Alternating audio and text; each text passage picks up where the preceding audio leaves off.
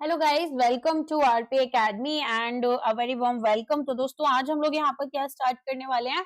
आज हम लोग यहाँ पर प्रोजेक्ट फाइनेंस पढ़ने वाले हैं, जो कि आपका आईआईएफसीएल के सिलेबस के लिए है और यहाँ पर किसी और सिलेबस के लिए होगा तो उसके लिए भी आप इसे यूज कर सकते हैं। तो 4 से 5 क्लासेस लगेंगी मुझे इसे कवर करने में, बट मेरी कोशिश रहेगी कि मैं आपको ये कॉम्प्रिहेंसिवली कवर कर दूं। तो चलिए स्टार्ट करते हैं। सबसे पहले प्रोजेक्ट फाइनेंस होता क्या है। जो लोन हम दे रहे हैं किसी एक प्रोजेक्ट में और यहाँ पर जो रिपेमेंट है वो हमें यहाँ पर प्रोजेक्ट का जो फ्यूचर आउटकम होगा वहां से मिलने वाला है। तो बेसिकली ऐसा समझो कि एक यहाँ पर कंपनी है, एबीसी कंपनी। इन्होंने क्या किया, एक यहाँ पर स्पेशल पर्पस व्हीकल स्टार्ट करा। अब ये स्पेशल पर्पस व्हीकल जो है वो लेट अस कंसीडर, ये जो एबीसी कंपनी है ये यहाँ पर एक अपना सोलर पावर प्लांट स्टार्ट कर रही है। तो ये सोलर पावर प्लांट जो है वो रन किया जाएगा by this special purpose vehicle, जो भी यहाँ पर अपना प्रोजेक्ट को स्टैब्लिश करने में कॉस्ट लगेगी। अब हम क्या कर रहे हैं, हम यहाँ पर फंड्स लेंगे, राइट। तो हमें फंड्स की जरूरत होगी। तो जो बैंक है, बैंक लोन किसको दे रहा है, इस स्पेशल पर्पस व्हीकल को दे रहा है। और यहाँ पर जैसे जैसे इलेक्ट्रिसिटी हम बेच रहे हैं, इलेक्ट्रिसिटी जनरेट होती है, तो ये एक जेनकॉम हो गया, जनरेशन कंपनी। अब ये यहाँ पर जब इसको सेल करेंगे तो सेल करने से इनको पेमेंट मिलेगी और पावर परचेज एग्रीमेंट से पेमेंट मिलेगी। तो वो जो पेमेंट है, वो जो पैसा हमें पावर प्लांट से मिल रहा है, वही यहाँ पर बैंक की रीपेमेंट होगी। तो बेसिकली यहाँ पर हम क्या कर रहे हैं, बैंक कंपनी को ट्रस्ट नहीं कर रही है, रेदर बैंक यहाँ पर इस पर्टिकुलर प्रोजेक्ट को ट्रस्ट कर रही है और तब लोन यहाँ पर दे रही है। वो जो लोन होगा यहाँ पर हमारे पास में बैंक क्या करेगी, कुछ अमाउंट का लोन देगी और कुछ इक्विटी फाइनेंसिंग की जाएगी। फॉर एग्जांपल मान लो 1000 करोड़ का प्रोजेक्ट है तो 800 करोड़ का तो बैंक ने लोन दे दिया, रिमेनिंग 200 सीआर जो है वो इक्विटीज रेस कर यहाँ पर फंड को रेस किया जाएगा। सो हम यहाँ पर क्या कर रहे हैं, हम यहाँ पर देखेंगे कि अगर प्रोजेक्ट फेल कर गया तो बैंक पेरेंट कंपनी से रिपेमेंट नहीं मांगती है। तो ये एक यहाँ पर नॉन रिकोर्स फैसिलिटी की तरह आपका काम करेगा। तो आप देखो, प्रोजेक्ट फाइनेंस यहाँ पर फाइनेंसिंग है लॉन्ग टर्म इंफ्रास्ट्रक्चर की, इंडस्ट्रियल प्रोजेक्ट्स की, जो कि नॉन रिकोर्स या लिमिटेड रिकोर्स के ऊपर बेस्ड है। फाइनेंशियल स्ट्रक्चर में अनलाइक ट्रेडिशनल कॉर्पोरेट लैंडिंग, जहां लेंडर्स आपके बोरोवर की एंटायर बैलेंस शीट देखते हैं रिपेमेंट के लिए, प्रोजेक्ट फाइनेंस आपकी एक्सक्लूसिवली कैश फ्लो जो जनरेट किया गया है बाय द प्रोजेक्ट इटसेल्फ, इसके ऊपर डिपेंड करेगा। तो प्रोजेक्ट फाइनेंस में लैंडर्स प्राइमरली रिलाई करते हैं प्रोजेक्ट के फ्यूचर कैश फ्लोज पर रीपेमेंट के लिए, ना कि क्रेडिट वर्दीनेस स्पॉन्सर्स की कैसी है। ये फंडामेंटली डिस्टिंग्विश करते हैं इसको कॉर्पोरेट फाइनेंस से। तो हमारे पास हिस्टोरिकल इवोल्यूशन में आप देखेंगे प्रोजेक्ट फाइनेंस जो है वो आपका किस तरीके से आया।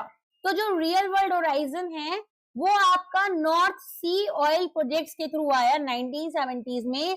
अब हमारे पास ट्रेडिशनल लोन्स फेल कर गए थे, क्यों, क्योंकि ह्यूज इन्वेस्टमेंट चाहिए, हाई रिस्क था, जैसे कि यहाँ पर ऑयल हमारे पास नहीं मिल रहा और न्यू कंपनीज जो थी उनके पास कोई क्रेडिट हिस्ट्री ना होने की वजह से बैंक लोन नहीं दे रहे थे। तो इसीलिए यहाँ पर डिसाइड किया गया कि प्रोजेक्ट को फाइनेंस करो, ना कि कंपनी को। आ गया समझ में। तो इसी के साथ में हमारे पास में प्रोजेक्ट फाइनेंस आपका नॉर्थ सी ऑयल डेवलपमेंट से आया, जहां ट्रेडिशनल कॉर्पोरेट लैंडिंग आपकी अनसिटेबल थी, massive capital requirements, high geological technical risk, newly formed entities जहां पर कोई ऑपरेटिंग हिस्ट्री नहीं है, रिंग फेंसिंग यहाँ पर हम पेरेंट कंपनी से करवा रहे थे। ठीक है, अब यहाँ पर नेक्स्ट आप देखेंगे corporate finance versus project finance. ठीक है, तो इसमें क्या होगा, इसमें हमारे पास पैरामीटर कॉर्पोरेट फाइनेंस और प्रोजेक्ट फाइनेंस है। तो हमारे पास आप देखेंगे रीपेमेंट सोर्स क्या है। तो कॉर्पोरेट की जो पूरी बैलेंस शीट है इसके थ्रू यहाँ पर हम देखते हैं कि कहाँ से हमारे पास में रीपेमेंट आएगा। तो पूरा जो कंपनी का प्रॉफिट्स है यहाँ से। ठीक है, इसके अलावा यहाँ पर प्रोजेक्ट फाइनेंस जो है वो आपका कहाँ से आता है, वो आता है केवल जो प्रोजेक्ट से कैश फ्लोज आ रहे हैं, मीनिंग प्रोजेक्ट ने यहाँ पर जो भी रिटर्न्स दिए हैं, जैसे सोलर पावर प्रोजेक्ट था तो जो इलेक्ट्रिसिटी जनरेट हुई उसको सेल कर जो हमें अमाउंट मिल रही है। फिर अगर रिस्क की बात करें तो सारा रिस्क यहाँ पर आपका पेरेंट कंपनी बेयर करेगी। ठीक है, अब यहाँ पर नॉन रिकोर्स या लिमिटेड रिकोर्स देखा जाता है स्पेशल पर्पस व्हीकल में कि हम यहाँ पर किस तरह से काम करेंगे। लैंडर असेसमेंट में आप क्या करेंगे क्रेडिट रेटिंग यहाँ पर आपकी जो है वो काम करती है पेरेंट कंपनी की। तो बेसिकली बैंक किसको लोन दे रहा है? बैंक लोन देता है यहाँ पर आपकी पेरेंट कंपनी को। तो बैंक अगर पेरेंट कंपनी को लोन दे रहा है तो ऑफ कोर्स हमारे पास में बैंक इन्हीं की क्रेडिट वर्दीनेस चेक करेगा। यहाँ पर ये देखा जाएगा कि भाई प्रोजेक्ट कितना वाइबल है, कॉन्ट्रैक्ट्स यहाँ पर हमारे पास, और रिस्क अलोकेशन किस तरह किया जाएगा। डेट कैपेसिटी की बात कर लेते हैं। तो डेट कैपेसिटी, अब जो डेट है कि वो भी कैसे दिया जाता है, तो आप लोगों ने देखो थोड़ा सा डेट के बारे में बताती हूँ मैं। तो यहाँ पर ना कोशिश ये की जाती है, हमारे पास एक कॉन्सेप्ट होता है वेटेड एवरेज कैपिटल कॉस्ट का यहाँ पर, जिसमें कि ये देखा जाता है कि भाई कितना डेट ले रखा है कंपनी ने और कितनी इक्विटीज रेस कर फंड ले रखा है। तो यूजुअली जो यहाँ पर आपका माना जाता है कि भाई 50-50 करना चाहिए, तो वो कॉर्पोरेट की बैलेंस शीट देखकर दिया जाएगा। यहाँ पर प्रोजेक्ट के कैश फ्लोज हमें कब और कितने टाइम में होने वाले हैं ये हमें देखना होता है। लोन टेन्योर की बात कर लेते हैं। तो लोन टेन्योर आपका कैसे रहेगा? तो लोन टेन्योर यहाँ पर आपका टिपिकली 5 से 10 साल रहता है, ठीक है। तो लोन टेन्योर हमारे पास में, अगर कोई कंपनी को लोन दे रहे हैं छोटे टर्म के लिए देंगे, बहुत बड़ा टर्म नहीं दे रहे। लेकिन प्रोजेक्ट फाइनेंस, अब प्रोजेक्ट क्या है ना, देखो बनाने में ही यहाँ पर कुछ प्रोजेक्ट्स को स्टैब्लिश करने में 4 से 5 साल लग गए, फिर यहाँ पर वो ऑपरेशनल होगा, स्लो स्लो यहाँ पर पेमेंट्स आनी शुरू होती है। फॉर एग्जाम्पल इंफ्रास्ट्रक्चर प्रोजेक्ट ले लो, फॉर एन एग्जाम्पल आपका रोड्स हो गई, टोल्स हो गए, हाईवेज हो गए, है ना। तो यहाँ पर हमें धीरे धीरे पैसा मिल पाता है। लेवरेजिंग की बात करें तो 40 से 60% तक का आप डेट ले सकते हैं। प्रोजेक्ट में यही डेट आपका 70 से 80% तक चला जाता है, ठीक है। तो ये आपके लिए कुछ इंपॉर्टेंट पॉइंट्स हैं। रिस्क आप कैसे अलोकेट करते हैं? तो बॉन्ड बाय कॉर्पोरेट कॉन्ट्रैक्चुअली यहाँ पर अलोकेट किया जाता है टू वेरियस पार्टीज। तो अब यहाँ पर जो लोन ले रहे हैं हम लोग, ऐसा क्या करें, सिंडिकेटेड लोन ले लेते हैं। सिंडिकेटेड लोन क्या है? मल्टीपल हमारे पास में बैंक्स आते हैं और वो यहाँ पर आपके लिए लोन देते हैं। इसमें एक लीड बैंक का कॉन्सेप्ट रहता है कि एक लीड बैंक है जो कि सारे डॉक्यूमेंट्स यहाँ पर अरेंज कर रहा होता है, ठीक है। चलो आगे देखते हैं। अब यहाँ पर की कैरेक्टरिस्टिक्स क्या है वो भी समझ लो। पहले तो नॉन रिकोर्स क्या है? नॉन रिकोर्स मतलब मान लो एक बैंक है, बैंक ने लोन दिया, बैंक ने लोन दिया यहाँ पर मान लो किसी आपके सप्लायर को। अब वो सप्लायर को ये जो लोन दिया गया है वो इसलिए दिया गया है कि किसी यहाँ पर इनवॉइस के या बिल ऑफ एक्सचेंज के रिटर्न में, कि अगर जब बायर पेमेंट करेगा सप्लायर को तो वो सप्लायर यहाँ पर बैंक को पैसा दे देगा या फिर बायर डायरेक्टली बैंक को पैसा देगा। मान लो बायर डिफॉल्ट कर गया, तो ऐसी सिचुएशन में अगर नॉन रिकोर्स फैसिलिटी है तो बैंक यहाँ पर जाकर सप्लायर से नहीं कहेगा कि तुम मुझे पैसा वापस करो। सिमिलर सिचुएशन में, जैसे मैंने आपको एग्जांपल दिया इनिशियल में, क्या था कि एबीसी कंपनी थी parent company, special purpose vehicle हमने स्टार्ट किया। अब इन केस ये सोलार पावर प्लांट यहाँ पर इतना रेवेन्यू जनरेट नहीं कर पाता है कि बैंक का पैसा उसे वापस दे पाए, तो बैंक एबीसी के पास नहीं जाएगी। तो इसे कहते हैं non recourse, non responsibility. Recourse को ना आप ऐसे याद कर लो कि रिस्पॉन्सिबिलिटी, तो नॉन रिकोर्स है तो यहाँ पर कोई रिस्पॉन्सिबिलिटी नहीं है किसकी, जो हमारा सेलर है या फिर किस कोई भी है। तो यहाँ पर लैंडर्स जो है इनकी रिस्पॉन्सिबिलिटी है कि प्रोजेक्ट के जो एसेट्स और कैश फ्लोज है, ठीक है, ना कि यहाँ पर स्पॉन्सर्स की बैलेंस शीट देखी जाएगी। अगर हम बात करें स्पॉन्सर्स की लाइबिलिटी लिमिटेड है इक्विटी कंट्रीब्यूशन तक, लैंडर्स जो है वो रिगरस यहाँ पर ड्यू डिलीजेंस परफॉर्म करेंगे। तो बेसिकली हमारे पास में बैंक्स जो है वो बियॉन्ड प्रोजेक्ट नहीं जा सकते हैं। तो अगर मान लो सोलार पावर प्रोजेक्ट है या फिर कोई टोल रोड प्रोजेक्ट है, ये फेल कर गया, तो बैंक यहाँ पर टोल रेवेन्यू कलेक्ट कर लेंगे, रोड की जो राइट्स हैं वो सेल कर देंगे किसी कंपनी को, लेकिन यहाँ पर जो प्रमोटर थे दूसरे बिजनेसेस के उनसे पैसा रिकवर नहीं कर सकते हैं। देन यहाँ पर कैश फ्लो बेस्ड लैंडिंग में रीपेमेंट डिपेंड करेगी कि जो प्रोजेक्ट ने जनरेट करे हैं आपके कैश फ्लोज, और यहाँ पर भी हमारे पास में इम्प्लीकेशन क्या रहेंगी कि long term off take contracts, जैसे कि पीपीएस या टोल राइट्स होती हैं। फॉर एग्जांपल लोन ये डिपेंड करेगा कि प्रेडिक्टेबल इनकम कितनी है। पर एक एग्जांपल किसका ले सकते हो, मेट्रो प्रोजेक्ट का ले सकते हो, कि रेवेन्यू जो है वो हमारे पास कैसे आएगा, कि जो टोकन्स वगैरह के थ्रू या टिकट सेल हो रही है, बैंक चेक करेगा कि पैसेंजर्स कितने आएंगे उस पर्टिकुलर मेट्रो में और फेयर स्ट्रक्चर क्या रहेगा। तो कोई भी स्टेबल कैश फ्लो यहाँ पर अगर नहीं देखने के लिए मिल रहा है, रिटर्न्स नहीं देखने के लिए मिल रहे, तो कोई लोन नहीं मिलेगा। जयपुर है, जयपुर में मेट्रो है, ठीक है, आपको पता है बहुत ही कम चलती है, ऑलमोस्ट यहाँ पर नेग्लिजिबल। सिमिलरली आगरा में तो ऐसे जो प्रोजेक्ट्स होते हैं मेट्रो के वो भी फेल हो जाते हैं। दिल्ली वाली ऑफ कोर्स यहाँ पर बहुत यहाँ अच्छा रेवेन्यू जनरेट कर देती है। तो इट ऑलरेडी डिपेंड्स कि यहाँ पर आप कहाँ पर उस मेट्रो प्रोजेक्ट को स्टार्ट कर रहे हो। Ring fenced entity, ring fenced entities में क्या होगा, यहाँ पर हमारे पास में स्पेशल पर्पस व्हीकल को लेकर चलते हैं कि जो प्रोजेक्ट है वो लीगली आपका सेपरेट है। जैसे एयरपोर्ट प्रोजेक्ट हो गया, हमने केवल यहाँ पर स्पेशल पर्पस व्हीकल क्रिएट किया है एयरपोर्ट के लिए। अगर यहाँ पर पेरेंट कंपनी आपकी बैंकरप्ट हो भी गई तो भी प्रोजेक्ट कंटिन्यूड रहेगा। ठीक है, समझ में आ गया किस तरीके से यहाँ पर हमारे पास में रिंग फेंस्ड एंटिटीज काम करती हैं। तो एसेट्स, लायबिलिटीज, कैश फ्लोज, इनको हम सेग्रीगेट करते हैं कि स्पेशल पर्पस व्हीकल में। बैंकरप्सी यहाँ पर रिमोटनेस है कि अगर मेन कंपनी आपकी पेरेंट कंपनी आपकी क्या हो गई, बैंकरप्ट हो गई, तो भी हम स्पॉन्सर्स को प्रोजेक्ट फेलियर से बचा लेंगे। नेक्स्ट आता है रिस्क अलोकेशन। रिस्क हमारा स्मार्टली डिस्ट्रीब्यूट किया जा रहा है।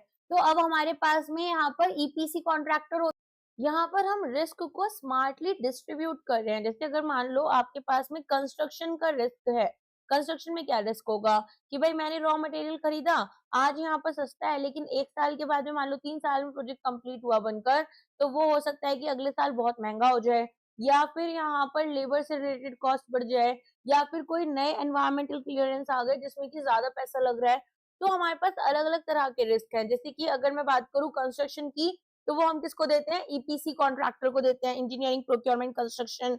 अगर हमारे पास ऑपरेशंस है तो operations and maintenance company, that is O&M company को देंगे।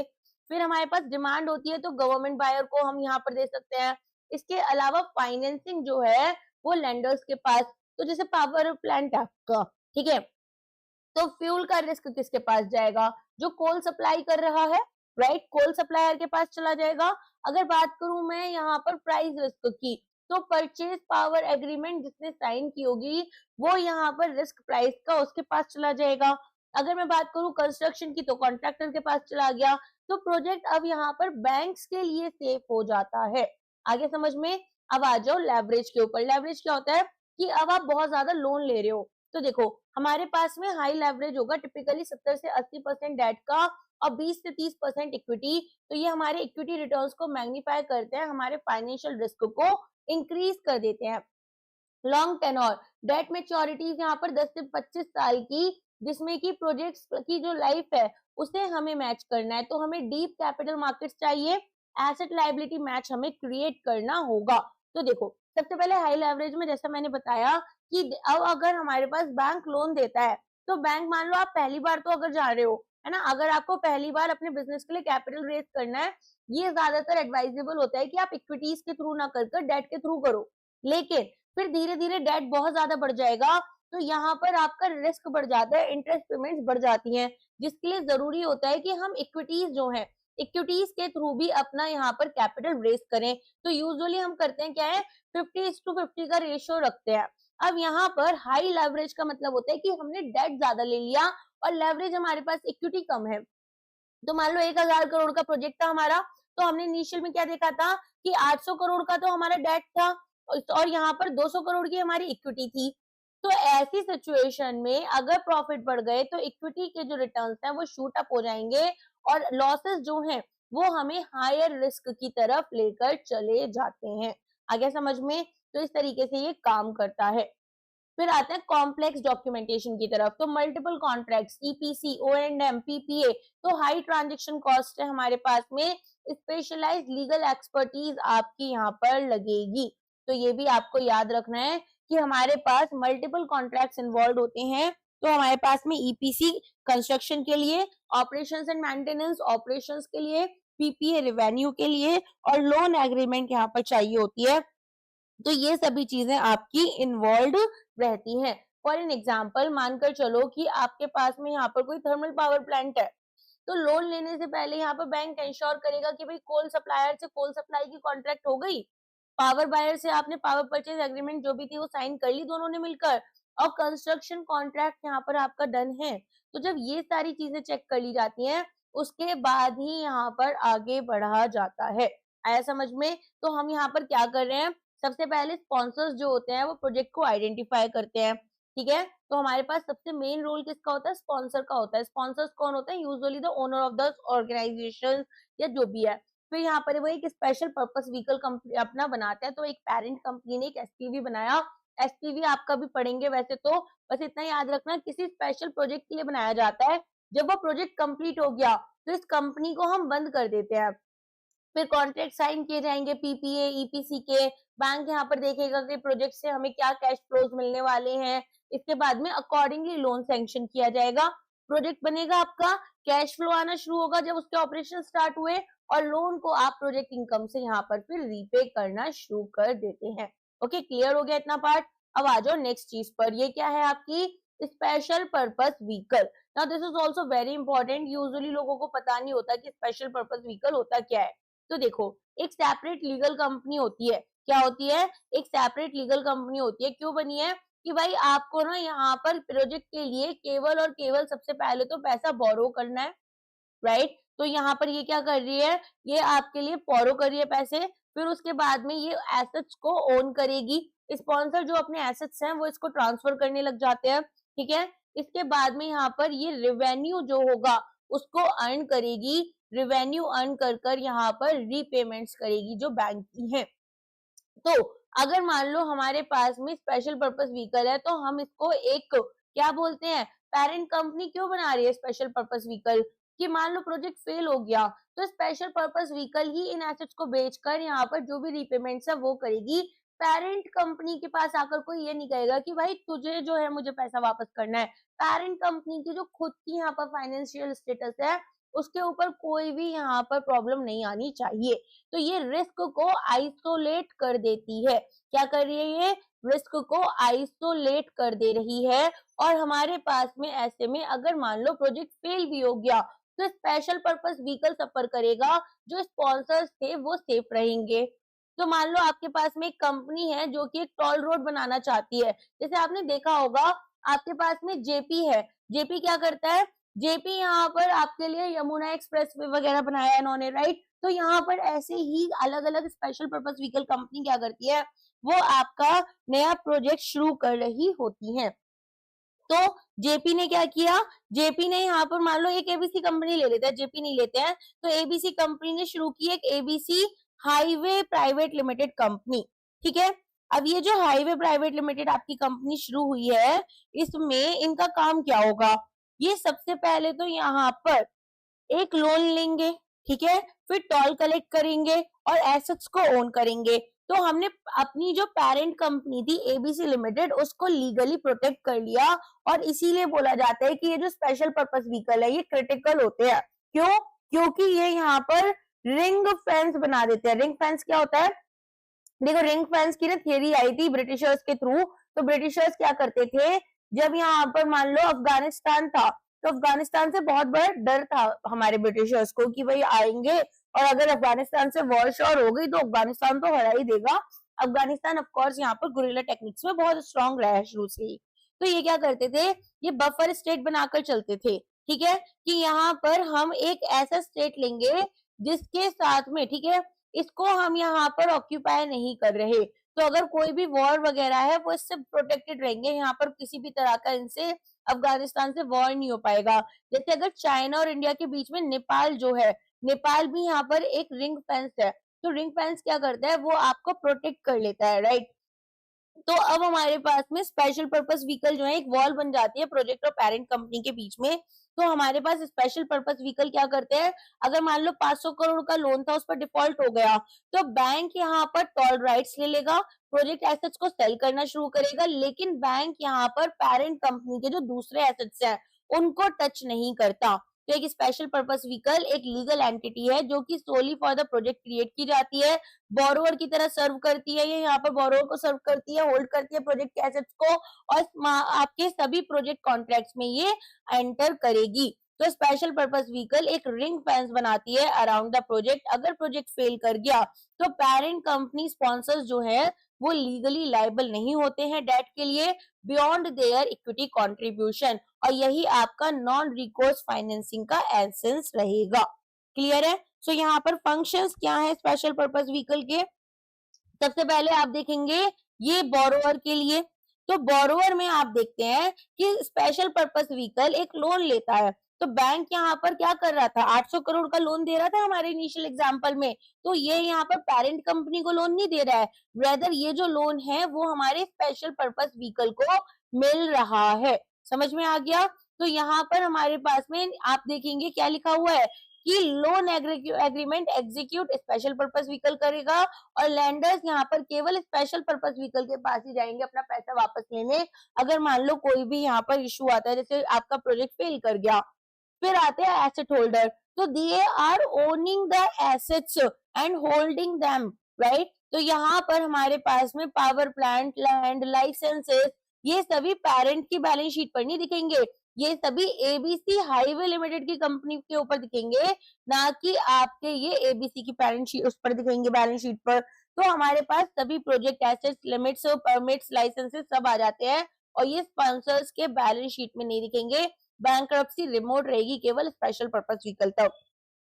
फिर आते हैं counter party contract. Counter party कौन से, जिसके साथ में हम एग्रीमेंट्स कर रहे हैं, तो सभी एग्रीमेंट साइन किए जाते हैं, जैसे ईपीसी हो गया, ओएंडएम हो गया, पीपीए हो गया।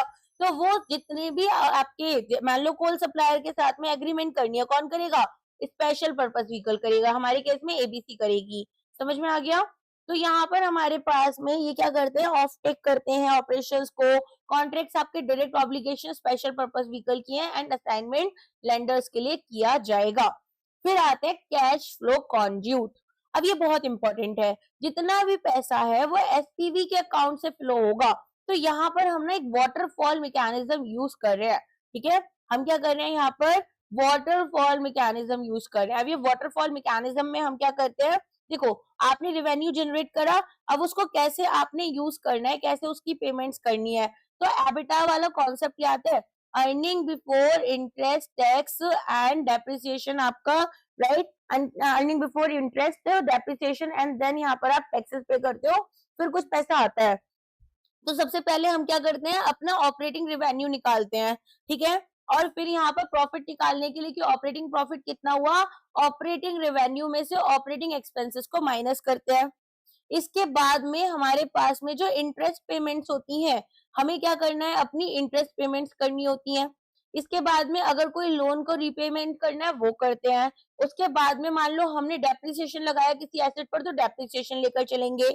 इसके बाद में टैक्स जो है वो पे किया जाता है। तो हमारे पास में रेवेन्यू मिलेगा, पेमेंट हमें कंट्रोल्ड वाटरफॉल मैकेनिज्म से करेंगे। तो यहाँ पर लैंडर्स बैंक अकाउंट्स को कंट्रोल करते हैं, और कैश स्वीप जो है वो हमें इन डिफॉल्ट देखने के लिए मिलती है। तो स्वीप इन डिफॉल्ट हो जाता है कैश का। समझ में आ गया? अच्छा, अब यहाँ पर मान लो कि आपके पास में कुछ प्रॉफिट्स बच गए, टैक्सेस वगैरह सब पे कर दिए, अब जो प्रॉफिट बचे उसका क्या होगा, तो देखो इसके बाद में जो हमारे पास में रिजर्व करने हैं फंड्स, पहले तो वो करेंगे। कंपनीज 1% यहाँ पर रिटेन कर रखती हैं फंड्स को, जिनको बाद में यूज कर सकती हैं, और बाकी प्रॉफिट जो है वो स्पॉन्सर्स में बांट दिया जाएगा। तो फॉर एन एग्जांपल 100 करोड़ का टोल कलेक्ट हुआ, तो आपने 20 करोड़ दे दिए मान लो बाकी एक्सपेंसेस में, 30 करोड़ का इंटरेस्ट पेमेंट कर दिया, 30 करोड़ का लोन रीपेमेंट कर दिया, ठीक है। तो यहाँ पर आपके पास में अब जो प्रॉफिट बचा वो बचा केवल 20 करोड़ का। आ गया समझ में? आगे बढ़ते हैं। अब आ जाओ लाइबिलिटी शील्ड की तरफ। तो प्रोटेक्ट करेंगे स्पॉन्सर्स को प्रोजेक्ट लेवल लाइबिलिटी से। स्पॉन्सर्स लाइबल हैं केवल आपके इक्विटी कंट्रीब्यूशन के लिए। तो स्पॉन्सर्स का जो लॉस है वो इक्विटी तक ही लिमिटेड रहता है। इक्विटीज इन्वेस्ट करेंगे मान लो 200 करोड़ की, यहाँ पर हमारे स्पॉन्सर्स, ठीक है, 800 करोड़ का हमने लोन लिया था, तो अगर लॉस हुआ तो वो केवल इनका 200 करोड़ का ही रहेगा, इससे ज्यादा नहीं होगा। अदरवाइज प्रोजेक्ट कितना का है, 1000 करोड़ का है, राइट। देन आती है आपकी टैक्स एंटिटी। तो स्पेशल पर्पस व्हीकल जो होते हैं वो सेपरेटली टैक्स फाइल करते हैं, डेप्रिसिएशन क्लेम करते हैं, इंटरेस्ट डिडक्शन जैसा हमने देखा था, और यहाँ पर प्रोजेक्ट की जो वाइबिलिटी है उसको इम्प्रूव किया जाता है। तो यहाँ पर जो मैंने आपको दिखाया ना कि कैसे डेप्रिसिएशन और इंटरेस्ट दोनों क्लेम किया जा रहा है, तो वो हम यहाँ पर करते हैं। आपको याद रखना है। Special purpose vehicle formation consideration. अब यहाँ पर हमारे पास में स्पेशल पर्पस व्हीकल अगर फॉर्म करना है तो legal form, ownership, control, agreement और इंसॉल्वेंसी प्रोटेक्शन, ये सारी एस्पेक्ट्स पर हम ध्यान देते हैं, ठीक है। तो अगर मैं बात करूं लीगल फॉर्म यहाँ पर कैसी होगी, तो आप एक कंपनी भी बना सकते हो, LLPs भी बनती हैं, तो यूजुअली हम कंपनी रखते हैं। फिर अगर बात करें ओनरशिप की, तो हमारे पास में ओनरशिप में हमने देखा था कि 200 करोड़ के एसेट्स जो है वो किसके पास में थे, स्पॉन्सर के पास में थे। इसके अलावा यहाँ पर और क्या देखना होता है, कंट्रोल देखना होता है। तो कंट्रोल में कौन कंट्रोल देखता है, बोर्ड ऑफ डायरेक्टर्स देखते हैं, राइट। तो यहाँ पर BODs का रोल प्ले होगा। इसके बाद में आपके पास में एग्रीमेंट आती है, शेयर होल्डर्स एग्रीमेंट, और इंसॉल्वेंसी प्रोटेक्शन में स्पेशल क्लॉजेस को हम यूज कर रहे होते हैं। तो मोस्ट कॉमन होता है ट्रस्ट लिमिटेड पार्टनरशिप, जुरिस्डिक्शन में प्रोजेक्ट की लोकेशन, रेगुलेटरी के लिए, ऑफशोर में फाइनेंसिंग के लिए, शेयर होल्डिंग, स्पॉन्सर्स के equity stakes, management control, board composition, sponsor representative, lender के observers, share holders agreement, veto rights, transfer restriction, deadlock resolution. Insolvency remote structure में कोई भी नॉन पैटिशन कॉन्वेनेंट्स आपके रहते हैं। क्या हुआ इसमें, समझ में आया कुछ? देखो, सबसे पहले तो ऐसा समझो कि मान लो हमारे पास 3 कंपनीज ने मिलकर एक एयरपोर्ट बनाया, तो A, B और C। मान लो A के पास में 40% थे, B के पास 30% और C के पास में 30%, राइट। तो ऐसी सिचुएशन में अब हमारे पास में जो इन्वेस्टमेंट होगी वो स्पेशल पर्पस व्हीकल के थ्रू ही हो रही होगी। समझ में आ गया? तो स्पेशल पर्पस व्हीकल यहाँ पर आपके पास में सारी चीजों को मैनेज करते हैं, और ये सारा पार्ट मैंने आपको ऑलरेडी समझा दिया है कि SPV फॉर्मेशन कंसिडरेशन आपकी किस तरह से की जाती है। नेक्स्ट पार्ट पर आते हैं, रिस्क एलोकेशन। रिस्क एलोकेशन में क्या होगा, अब यहाँ पर हम हर एक रिस्क को पार्टी के लिए यहाँ पर देखते हैं कि कौन सा पार्टी कौन से रिस्क को बेस्ट मैनेज कर सकती है। तो process of identifying potential risk, risk को जैसा मैंने आपको हमेशा बोला है एक बीमारी की तरह लो, ठीक है। अब आपको अगर मान लो यहाँ पर किसी पर्टिकुलर 2-3 लोग हैं आपके सामने, 3 लोगों को 3 अलग अलग तरह की बीमारी है। जैसे एक को यहाँ पर हार्ट का प्रॉब्लम है, एक को लेट अस कंसीडर यहाँ पर कैंसर है, और एक को यहाँ पर लेट अस कंसीडर किडनी की कोई प्रॉब्लम है, राइट। अब यहाँ पर एक और ले लेते हैं, चलो लंग से रिलेटेड एक और ले लेते हैं। तो अब आप मुझे बताओ कि अब हमारे पास में क्या किसी ऑन्कोलॉजिस्ट के पास में हमारा किसको जाना चाहिए, हमारे यहाँ पर हार्ट के पेशेंट को जाना चाहिए? तो नहीं, बिल्कुल भी नहीं। हमारे पास में देखो, अगर हार्ट का प्रॉब्लम है तो कार्डियोलॉजिस्ट के पास जाएंगे, अगर हमारे पास कैंसर का प्रॉब्लम है किसी को तो ऑन्कोलॉजिस्ट के पास जाएंगे, किडनी का प्रॉब्लम है तो नेफ्रोलॉजिस्ट के पास जाएंगे, अगर यहाँ पर हमारे पास में लंग्स का प्रॉब्लम है तो पल्मोनरिस्ट के पास जाएंगे, राइट। तो यहाँ पर पल्मोनोलॉजिस्ट के पास में। तो बेसिकली सिंपल सी बात ये है कि जो हमारा प्रॉब्लम होगा अकॉर्डिंगली जो बेस्ट पार्टी इसको मैनेज कर सकती है उसके पास जाएगा कॉन्ट्रैक्चुअल अरेंजमेंट्स के थ्रू। क्लियर है? तो हम क्या कर रहे हैं, रिस्क असाइन कर रहे हैं पार्टीज को जो बेस्ट इसको एबल है कि मैनेज कर सकती है। रॉन्ग रिस्क अलोकेशन आपके प्रोजेक्ट को फेल करवा देता है। तो बैंक यहाँ पर ये पूछते हैं कि अगर कंस्ट्रक्शन में डिले हुए, अगर कंस्ट्रक्शन में डिले हो जाएगा तो इस डिले को कौन हैंडल करेगा, कौन मैनेज करेगा? बैंक्स पूछते हैं कि अगर यहाँ पर रिवेन्यूज हैं तो उनकी गारंटी कौन ले रहा है, राइट। इसके अलावा यहाँ पर बैंक्स पूछते हैं कि ये बताओ रॉ मटेरियल को सप्लाई कौन कर रहा है।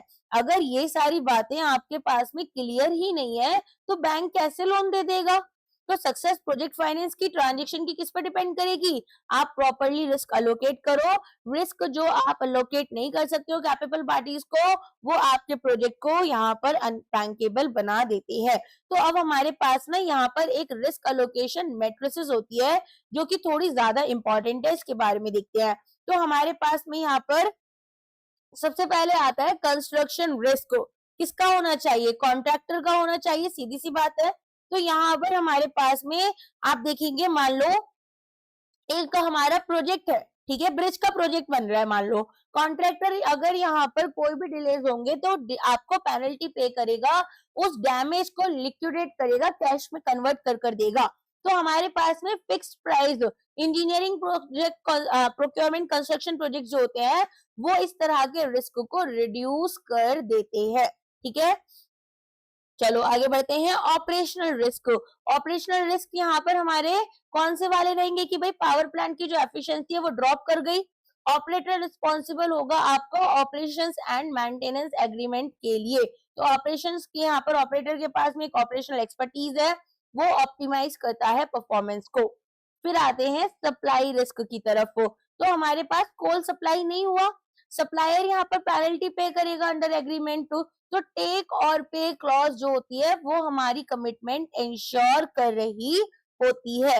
Long term supply agreement penalty clauses के साथ में टेक और पे, सप्लायर कंट्रोल करते हैं इनपुट क्वालिटी को और अवेलेबिलिटी को। ठीक है, ऑफ टेक डिमांड रिस्क, तो यहाँ पर ये किसको अलोकेट किया जा रहा है, ऑफ टेकर को किया जा रहा है। मीनिंग देखो हमारे पास में यहाँ पर अगर मान लो इलेक्ट्रिसिटी परचेज नहीं हुई, तो जो डिस्ट्रीब्यूशन कंपनी है उसको यहाँ पर इलेक्ट्रिसिटी घरों में पहुंचानी होती है या फिर जहां पर भी यूज हो रही है ऑर्गेनाइजेशन में, तो ये यहाँ पर आपकी पावर परचेज एग्रीमेंट के अंडर स्टिल पेमेंट करेंगे।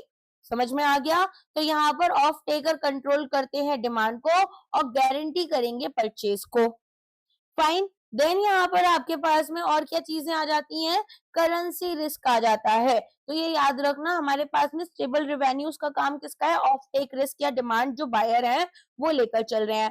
करेंसी रिस्क में बोरोवर्स या लैंडर्स होते हैं, तो लोन जो है वो मान लो अगर डॉलर में आपने कमाया लिया था और रिवेन्यू जो है वो आपने रुपी में कमाया, लोन लिया आपने डॉलर में, रिवेन्यू कमाया आपने किसमें, रुपीज में। अब आप इस लोन की रीपेमेंट करोगे तो रुपीस को कन्वर्ट कराना पड़ेगा डॉलर्स में, तो क्या कर सकते हो, डेरिवेटिव्स याद है, फॉरवर्ड डेरिवेटिव यूज कर लोगे। बैंक के साथ में फॉरवर्ड डेरिवेटिव में आप क्या करोगे, एंटर कर जाओगे, राइट। तो अगर रुपी डेप्रिशिएट हो गया तो अदरवाइज तो रीपेमेंट कॉस्ट बढ़ जाएगी। रुपी डेप्रिशिएट हो गया, $1 जहां पहले लेट अस कंसीडर 90 रुपए की थी, आज के टाइम में 93 की है, तो यहाँ पर तो बहुत ज्यादा लॉस हो सकता है, तो उससे हमने खुद को बचा लिया। Hedging instrument, forward, special, natural hedges, cross currency swaps, market instruments available है, नेचुरल हेजेस करेंगे जो कि हमारी कॉस्ट को कम कर देंगे। फिर आते हैं इंटरेस्ट रेट रिस्क की तरफ। तो अब यहाँ पर हमारे पास में आपको पता है फ्लोटिंग रेट लोन होता है। फ्लोटिंग रेट में क्या है कि भाई बेंचमार्क, अगर यहाँ पर बेंचमार्क इंटरेस्ट रेट कम हुआ तो हमारा फायदा है, हमारे इंटरेस्ट रेट कम हो जाएंगे। लेकिन अगर बेंचमार्क इंटरेस्ट रेट बढ़ गया तो लोन हमें ज्यादा रीपेमेंट करनी पड़ेगी। तो हम यहाँ पर क्या करते हैं, डेरिवेटिव्स में ही हमने स्वैप्स पढ़े थे, प्लेन वनीला स्वैप था, इसके अलावा फिक्स से फिक्स में बेसिस आपका स्वैप था। तो अलग अलग तरह के स्वैप्स होते हैं जिसमें कि लैंडर्स और बोरोवर्स को हम यहाँ पर अलोकेट करते हैं रिस्क को, और हम यहाँ पर फ्लोटिंग रेट लोन के लिए क्या करेंगे कि यहाँ पर इंटरेस्ट रेट स्वैप्स ले लेंगे या फिक्स्ड रेट स्वैप्स ले लेंगे, राइट। तो ये हमारे पास में आ गया। इसके बाद आते हैं पॉलिटिकल रिस्क। सो पॉलिटिकल रिस्क में क्या होगा, गवर्नमेंट इंश्योरर, तो गवर्नमेंट क्या कर रही है, प्रोजेक्ट को कैंसिल कर देगी। कवर कैसे होगा, सॉवरेन गारंटी की तरह, या फिर हमारे पास इंश्योरेंस होता है।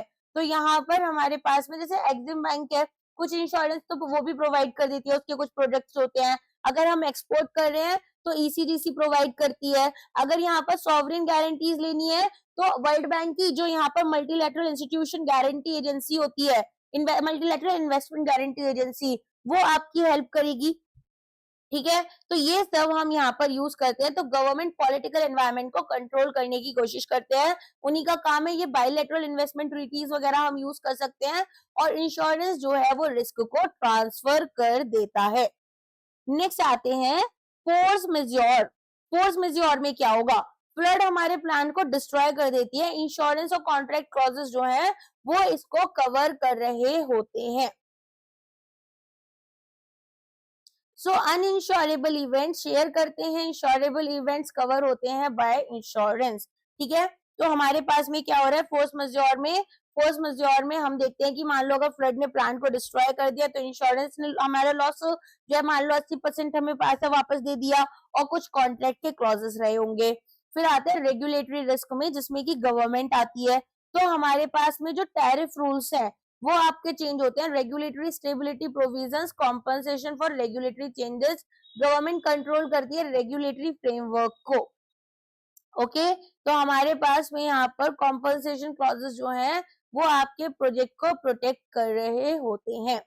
लैंड एक्विजिशन रिस्क ये आता है, अलोकेट करते हैं गवर्नमेंट को। गवर्नमेंट की रिस्पॉन्सिबिलिटी है under triple P models land acquisition.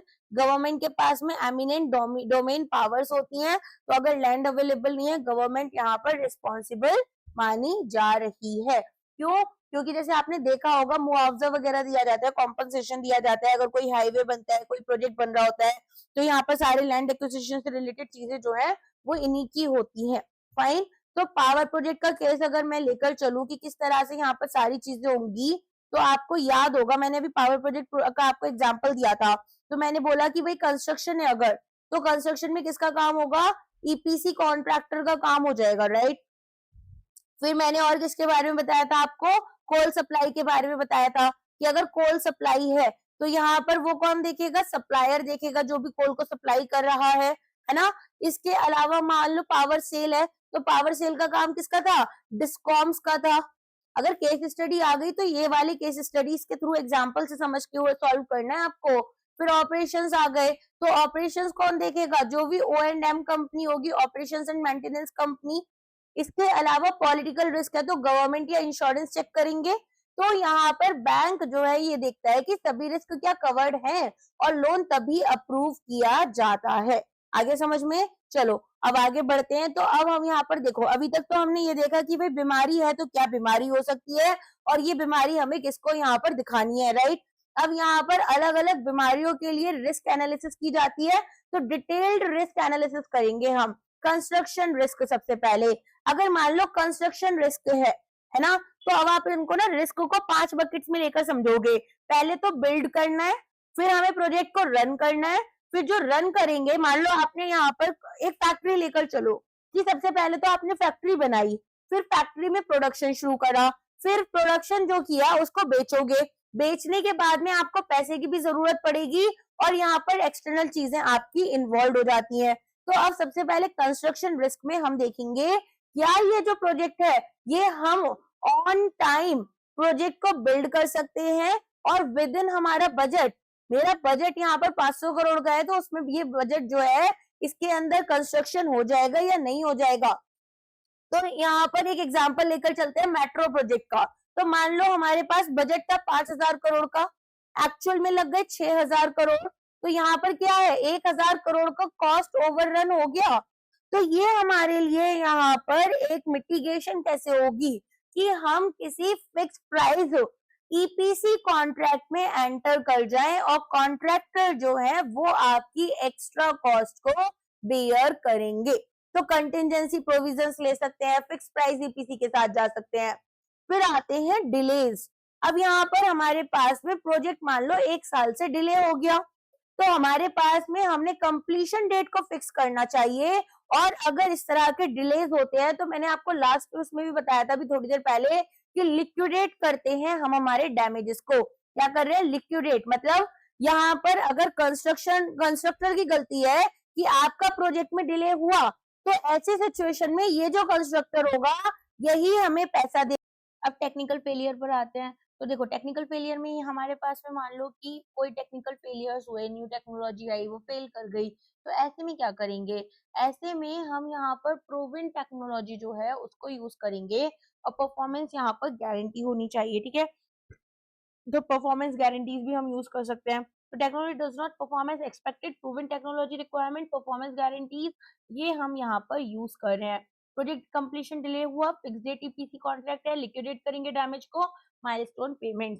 फिर आता है कॉन्ट्रैक्टर डिफॉल्ट। कॉन्ट्रैक्टर डिफॉल्ट में क्या होगा कि मान लो कॉन्ट्रैक्टर जो है वही बैंकरप्ट हो गया, तो ऐसे में परफॉर्मेंस बॉन्ड काम आ सकता है, पेरेंट कंपनी की गारंटीज काम आ सकती हैं, तो इनको हम यहाँ पर यूज कर रहे हैं। फिर आता है परमिटिंग डिलेज। अब यहाँ पर मान लो एनवायरमेंटल क्लियरेंस जो है वो अटक गया, तो ऐसे में अगर वो स्टक हो जाता है तो अप्रूवल्स हम यहाँ पर लोन से पहले ले रहे होते हैं। Permits as conditions president, government support, okay. Then आते हैं अब नेक्स्ट रिस्क के ऊपर। कंस्ट्रक्शन रिस्क कवर हो गया, अब ऑपरेशनल रिस्क। यहाँ पर आप देखेंगे कि क्या प्रोजेक्ट आपका एफिशिएंटली रन कर पाएगा जब यहाँ पर कंस्ट्रक्शन हो गया या नहीं कर पाएगा। तो एफिशिएंसी हमें अच्छी चाहिए। सबसे पहले आ जाओ कि परफॉर्मेंस शॉर्टफॉल हो गई, यहाँ पर हमारे पास 100% एफिशिएंसी तो नहीं मिल पाएगी, लेकिन 90% अबव हम एक्सपेक्ट कर रहे थे, बट ये आपका यहाँ पर 70% पर ही जो प्लांट है वो रन कर रहा है। तो अब हमारे पास में अवेलेबिलिटी टारगेट्स देखे जाएंगे, अगर पेनल्टी क्लॉजेस है वो हम यूज कर सकते हैं। तो ये सारी चीजें यूज की जाती हैं। फिर आता है मेंटेनेंस इशू। मान लो यहाँ पर मेंटेनेंस बार बार करना पड़ रहा है, तो क्या होगा, आइडल टाइम वर्कर्स का बहुत ज्यादा हो गया, है ना, एंड दोबारा मशीनरीज वगैरह चलाना, ये सब बहुत टाइम ले जाता है, मेंटेनेंस में अलग पैसा लगता है।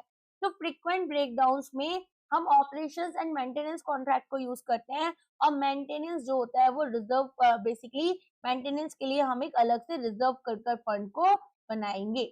फिर आते हैं की पर्सनल लॉस। अब हमारे पास की मैनेजरियल पर्सनल्स होते हैं, बेसिकली वो पर्टिकुलर टेक्निकल स्टाफ हो जो कि मैक्सिमम चीजें देखते हैं। देखो एक ना यहाँ पर सच्चाई है कि आपके पास 100 लोग हैं, ठीक है, 100 लोग सेम पोस्ट पर भी हैं, तो यहाँ पर 3 से 4 लोग ऐसे होते हैं जो कि सबसे ज्यादा बेटर वे में काम कर रहे हैं, ओके, तो इन्हें सबसे ज्यादा नॉलेज है। अब मान लो चीफ इंजीनियर है, वो छोड़कर चले गए, तो क्या होगा, अब की पर्सन इंश्योरेंस हम यहाँ पर यूज कर सकते हैं। जैसे अगर मान लो हम बात करें आपके टेस्ला की, तो एलॉन मस्क क्या है, वो यहाँ पर आपके लिए एक की मैनेजरियल पर्सनल है। अगर किसी दिन एलॉन मस्क टेस्ला छोड़ देते हैं, तो टेस्ला के जो शेयर्स हैं वो काफी हद तक गिर जाएंगे। समझ में आया? तो ये प्रॉब्लम होती है। फिर आते हैं सेफ्टी रिस्क की तरफ। तो सेफ्टी रिस्क में एक्सीडेंट्स जो है वो हमारे शट डाउन कर देते हैं, तो सेफ्टी प्रोटोकॉल्स यूज करो, इंश्योरेंस कवरेज को हमें यहाँ पर यूज करना होगा, अदरवाइज एक्सीडेंट्स क्या हो रहे हैं वो प्लान को शट कर सकते हैं। देन आते हैं आपके पास में मार्केट डिमांड रिस्क। तो अब हमारे पास में वॉल्यूम रिस्क है सबसे पहले, कि अगर ट्रैफिक, मान लो हाईवे हमारा चल रहा है, अब हाईवे पर उतने लोग नहीं आ रहे, उतना ट्रैफिक नहीं आ रहा जितना एक्सपेक्ट किया था, तो मिनिमम ट्रैफिक गारंटी होनी चाहिए, डाइवर्सिफाइड यूजर्स के लिए ये होना चाहिए। तो टेक और पे कॉन्ट्रैक्ट, डाइवर्सिफाइड ऑफ टेक, इन्हें यूज करेंगे।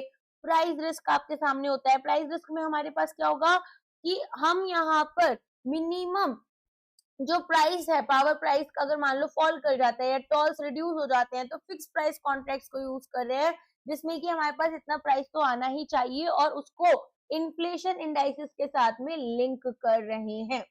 फिर आता है कंपटीशन। कंपटीशन में मान लो कोई नए कॉम्पिटिटर्स आ गए, तो मान लो कोई नया हाईवे प्रोजेक्ट उधर ही खुल जाए, तो फिर क्या होगा, बहुत ज्यादा हमारा जो ट्रैफिक है वो डाइवर्सिफाई हो जाएगा, डाइवर्जन हो जाएगा। तो हम यहाँ पर गवर्नमेंट से कहते हैं कि भाई एक्सक्लूसिविटी एग्रीमेंट हमारे लिए साइन कर दो। तो ये इस तरीके से यहाँ पर कॉम्पिटिशन रिस्क को एलिमिनेट किया जाता है। फिर आ जाते हैं फाइनेंशियल रिस्क में। तो फाइनेंशियल रिस्क में हम ये देखते हैं कि जो फाइनेंशियल फ्लक्चुएशंस हमारे सामने आने वाली हैं, क्या हमारा प्रोजेक्ट इन फाइनेंशियल फ्लक्चुएशंस को हैंडल कर पाएगा। तो सबसे पहले करेंसी रिस्क, जैसा हमने लोन वाले सिचुएशन में देखा था कि भाई करेंसी अगर डेप्रिशिएट कर गई, तो लोन आपने डॉलर में लिया, रेवेन्यू आपको रुपीस में मिल रहा है, आईएनआर आपका डेप्रिशिएट किया, रीपेमेंट बढ़ गई। तो यहाँ पर हम हैजिंग कैसे कर रहे हैं, फॉरवर्ड या स्वैप एग्रीमेंट बैंक के साथ एंटर कर गए। फिर इंटरेस्ट रेट रिस्क था, जिसमें कि हमने देखा इंटरेस्ट रेट अगर बढ़ जाएंगे बेंचमार्क रेट, तो डेट की जो सर्विसिंग है, डेट सर्विसिंग क्या होता है, डेट का सर्विस करना मतलब जो आपका इंटरेस्ट आप पे कर रहे हो ये बढ़ जाएगा, तो इनको अगेन हम यहाँ पर कैप्स लगा सकते हैं, या फिर फिक्स्ड रेट डेट में जाएंगे। इन्फ्लेशन रिस्क, मान लो इन्फ्लेशन अचानक से बहुत ज्यादा बढ़ गया, जैसे वॉर्स वगैरह हो रहे हैं, तो कॉस्ट आपकी यहाँ पर रेवेन्यू से ज्यादा बढ़ जा रही है, तो इंडेक्स्ड टैरिफ जो होते हैं उनको हम यहाँ पर यूज कर सकते हैं। फिर हमारे पास आता है रीफाइनेंसिंग रिस्क। अब रीफाइनेंस में मान लो हमारे पास में रीफाइनेंसिंग हम बाद में नहीं कर पा रहे, तो कंजर्वेटिव लोन स्ट्रक्चर या फिर हम यहाँ पर सिंकिंग फंड जो होता है वो लेकर चलेंगे। तो सबसे पहले रीफाइनेंस रिस्क क्या होता है वो समझो। अगर मान लो एक बोरोवर है, वो एग्जिस्टिंग डेट ऑब्लिगेशन को किसी न्यू के साथ में क्रिटिकल टाइम पर रिप्लेस नहीं कर पा रहा। मैंने बैंक ए से लोन लिया, बैंक ए ने बोला अब हम यहाँ पर से ज्यादा लोन आपको नहीं दे पाएंगे, और मुझे बैंक बी से ये लोन मिल नहीं पाएगा क्योंकि यहाँ पर ये बीच में फंड्स देने के लिए तैयार नहीं है। तो ऐसे में रीफाइनेंसिंग आपको मेच्योरिटी पर दिक्कत आ रही है, ये तो आप क्या कर रहे हैं, टेलर्ड अमोर्टाइजेशन रखते हैं। अमोर्टाइजेशन शेड्यूल क्या होता है, एक तो आपको डेप्रिसिएशन में अमोर्टाइजेशन पता है कि इंटेंजिबल एसेट को जब हम लेकर चलते हैं तो वो होता है, एक होता है अमोर्टाइजेशन शेड्यूल, जिसमें हम ये डिसाइड करते हैं कि जो हमें रीपेमेंट करनी है लोन की, जैसे ईएमआई होती है, अब ईएमआई आपको कितनी पे करनी है ये यहाँ पर कैसे डिसाइड होता है। आपको पता है ईएमआई में एक कंपोनेंट जाता है प्रिंसिपल की तरफ, एक कंपोनेंट जाता है इंटरेस्ट की तरफ। शुरुआत में हम इंटरेस्ट कंपोनेंट पे करते हैं और प्रिंसिपल का बड़ा कंपोनेंट हम बाद में देते हैं। तो ये होता है अमोर्टाइजेशन शेड्यूल के थ्रू। दूसरा होता है सिंकिंग फंड। सिंकिंग फंड क्या होता है, आपने आज एक 10 लाख रुपए की कार खरीदी, ठीक है, अब आपको पता है 10 साल बाद ये कार जो है स्क्रैप में बिकेगी, गवर्नमेंट ऑफ इंडिया की पॉलिसी है। तो अब आप यहाँ पर 10 लाख रुपए फिर 10 साल बाद अगर अरेंज करते हो, एक बड़ा अमाउंट हो सकता है आपके लिए, एक ऑर्गेनाइजेशन में 100 करोड़ की मशीनरी होती है, तो उस पर्पज से सोचना। तो ये क्या कर रहे हैं, ये यहाँ पर एक फंड बनाएंगे किसी बैंक के साथ में, उस फंड में टाइमली पीरियोडिकली पैसा डिपॉजिट करते रहेंगे और उस फंड पर आपको कंपाउंड इंटरेस्ट भी मिल रहा है। तो इससे क्या हो रहा है, जब 10 साल के बाद में यहाँ पर आपको दोबारा कार खरीदनी है तो आपके पास में 10 लाख रुपए हैंडी रहेंगे।